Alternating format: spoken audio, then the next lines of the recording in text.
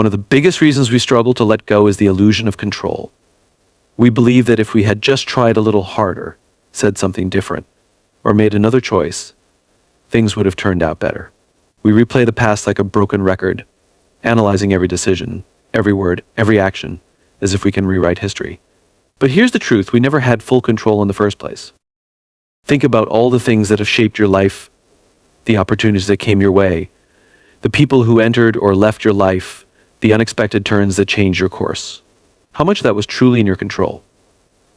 The reality is life is filled with variables that we cannot predict or manage. We don't control how others feel. We don't control the economy. We don't control time. And yet we act as if we can shape the world entirely according to our plans.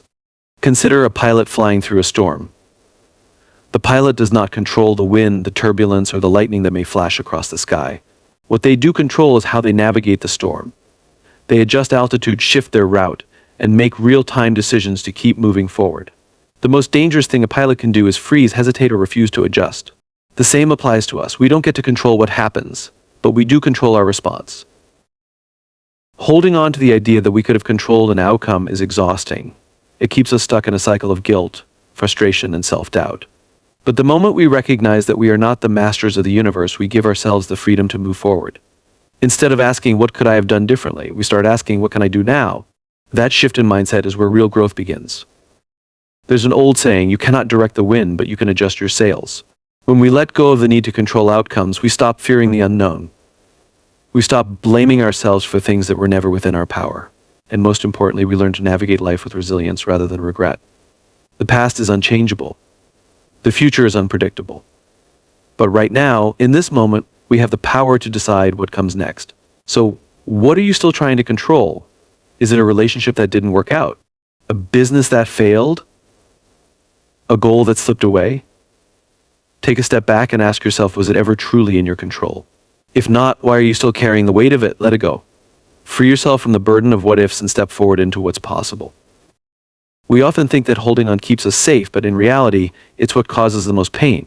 When we refuse to let go of something, a past mistake, a betrayal, a missed opportunity, we allow it to take up space in our minds and hearts, preventing us from moving forward. The longer we carry these burdens, the heavier they become. Imagine carrying a heavy backpack filled with rocks. Each rock represents something you're holding on to: regret, anger, disappointment, resentment. At first, you might convince yourself that carrying this weight makes you stronger, that you can endure it. But as time goes on, the weight starts to slow you down. It drains your energy. It keeps you from running toward new opportunities, from embracing new relationships, from experiencing the joy of the present. Eventually, you become so weighed down that you can't move at all. Now, think about what happens when you finally drop that backpack. The relief, the lightness, the freedom. That's what happens when we let go. We release the emotional baggage that's been holding us back, and suddenly we can move again. We can breathe again. We can live again. But why is letting go so hard? Because we associate our pain with our identity. If we let go of our past struggles, who are we without them? If we stop feeling angry, do we lose our sense of justice? If we forgive someone, does it mean what they did was okay? These are the questions that keep us stuck. But here's the truth. Letting go is not about erasing the past. It's about refusing to let the past dictate your future. Think about someone who has wronged you. Maybe it was a friend who betrayed your trust, or a colleague who took credit for your work.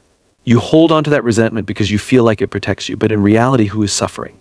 Not them. You are the one carrying the weight. You are the one replaying the pain. Letting go doesn't mean what they did was right. It means you are choosing your own peace over their wrongdoing. The same applies to self-forgiveness. We are often our own worst critics. We replay our past mistakes, telling ourselves we should have known better, done better, been better. But growth is impossible without mistakes. If you can look back at your past and recognize what you could have done differently, that's not failure, that's learning. Beating yourself up over the past doesn't change it. But learning from it allows you to create a better future. Letting go also requires trust. Trust that even though you don't have all the answers, life has a way of working itself out. Trust that moving forward doesn't mean forgetting, it means evolving. Trust that whatever you release will create space for something better to enter your life. So I challenge you to think about what you're holding on to. What is weighing you down? What is keeping you stuck? More importantly, what would happen if you chose right now to let it go? You don't have to drop everything at once. Start with one thing, one resentment, one regret, one piece of the past that no longer serves you. Set it down. take a deep breath, and move forward lighter, freer, and ready for whatever comes next.